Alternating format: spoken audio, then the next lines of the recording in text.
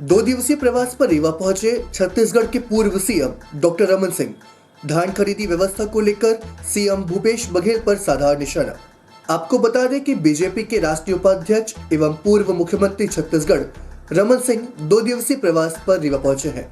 उन्होंने एक वैवाहिक कार्यक्रम में शामिल होने के बाद पूर्व मंत्री एवं स्थानीय विधायक राजेंद्र शुक्ला से मुलाकात की। इस दौरान प्रेस से चर्चा करते हुए उन्होंने छत्तीसगढ़ के मुख्यमंत्री भूपेश बघेल को कहा कि उनका हाल है कि नरवा गरवा गुरुवा बारी नहीं, सिर्फ नारेबाजी, काम धाम तो कुछ किया नहीं। 15 वर्षों के विकास को 3 वर्षों में विनाश में बदल दिया है और सारा दोष मोदी जी के ऊपर दे रहे हैं। धान खरीदी को लेकर रमन सिंह ने कहा कि 1 तारीख से धान खरीदी की दिनांक तय थी, लेकिन अभी तक धान खरीदी शुरू नहीं की गई। बारदाने के लिए भूपेश की सरकार मोदी जी को दोषी बताकर अपनी कमियां छुपाने में लगी हुई है। भूपेश बघेल को लगता है कि मोदी जी ने बारदाने की दुकान खोल रखी है। छत्तीसगढ़ राज्य के पूर्व मुख्यमंत्री डॉक्टर रमन सिंह आज 2 दिवसीय प्रवास पर रीवा के त्योतर विधानसभा के बाद रीवा शहर पहुंचे। इस दौरान उन्होंने मीडिया से बात करते हुए छत्तीसगढ़ के मुख्यमंत्री भूपेश बघेल पर जमकर हमला बोला। मीडिया से बात करते हुए छत्तीसगढ़ के पूर्व सीएम डॉक्टर रमन सिंह ने छत्तीसगढ़ में कांग्रेस की सरकार आने के बाद कांग्रेस सरकार ने धान खरीदी की पूरी व्यवस्था को ही समाप्त कर दिया, ऐसा आरोप लगाया।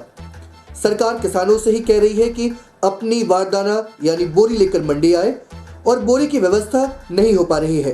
टोकन के लिए पहले दिन से ही भगदड़ मचने से लोग दब के कुचल के घायल हो रहे हैं और ऊपर से यह भी कह दिया गया है कि 1 हफ्ते बाद वरदान यानी बोरी खत्म हो जाएगी, जिसकी वजह से खरीदी व्यवस्था भी पूरी तरह समाप्त हो जाएगी।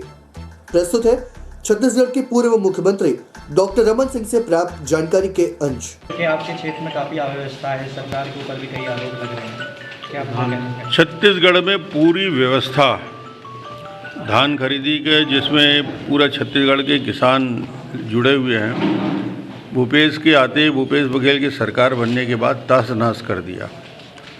आज ये स्थिति है कि धान खरीदी 1 तारीख का घोषित किया हुआ है। टोकन के लिए लोग कुचल कुचल के दब दब के घायल हो रहे हैं। टोकन देने वाला नहीं है। ये भी तय नहीं हो पाया है कि क्या 1 हफ्ते के बाद बारदाने उपलब्ध हो जाएंगे।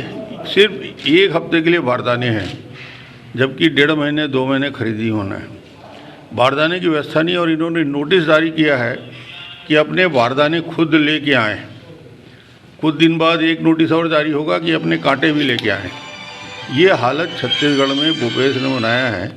पिछले साल के धान बाकी है, इस साल के नए धान के स्टॉक आ रहा है, रखने की जगह नहीं है। धान इसमें पिछले साल के धान सड़ गए।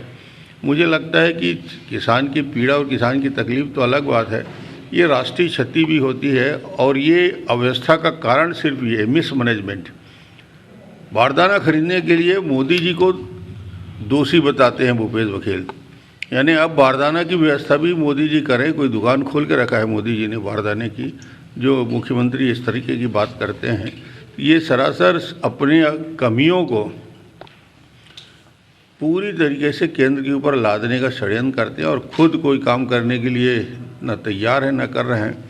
तो ये किसानों के मन में काफ़ी पीड़ा है, आक्रोश है, और इसका असर पड़ेगा। सर, चुनाव को लेकर के क्या तैयारियां हैं भाजपा की? नगरीय निकाय चुनाव 3 साल हो गए, नगरीय निकाय के लिए टिकट करीब करीब घोषित हो गए हैं, और 3 साल की अव्यवस्था में भूपेश ने 3 साल में कोई डेवलपमेंट तो किया नहीं। उनका सिर्फ नरवा गरवा घुरवा बारी, ना नरवा बना, ना गरवा के लिए कुछ हुआ, गाय के लिए ना बाड़ी के लिए कुछ काम हुआ। ये सिर्फ नारेबाजी करते रहे, डेवलपमेंट नहीं हुआ। आने वाले चुनाव में, जो छत्तीसगढ़ चुनाव में, आप जनता के लिए क्या संदेश देंगे और क्या रहेगी रणनीति? जनता के सामने सिर्फ यही प्रश्न है कि 15 साल जो डेवलपमेंट के थे वो विकास छत्तीसगढ़ ने देखा है, और इस 3 साल में विनाश देखा है। एक प्रकार से सारे डेवलपमेंट के काम बंद हो गए हैं। अब तो रिपेयर के लिए भी, AR के लिए भी फंड जिस सरकार के पास नहीं है। क्या मानते हैं आने वाले चुनाव में फिर एक बार भाजपा आएगी छत्तीसगढ़? बेहतर संभावना को लेकर हम लोग बात करते हैं। सरकार ने तो भूपेश बघेल ने डांड घोटाला लगाया था आपके ऊपर, अब उनके ऊपर भी वही घोटाला लग रहा है, वो बचाने का भी आरोप है। मेरे खिलाफ 42 मामले चल रहे हैं। अभिषेक के खिलाफ 30 FIR की है। ये सरकार FIR करने वाली है। क्या कर लेंगे FIR करके? झूठे मामले मुकदमे चलाने के लिए षड्यंत्र पूर्वक काम कर रहे हैं। जनता इसका जवाब दे।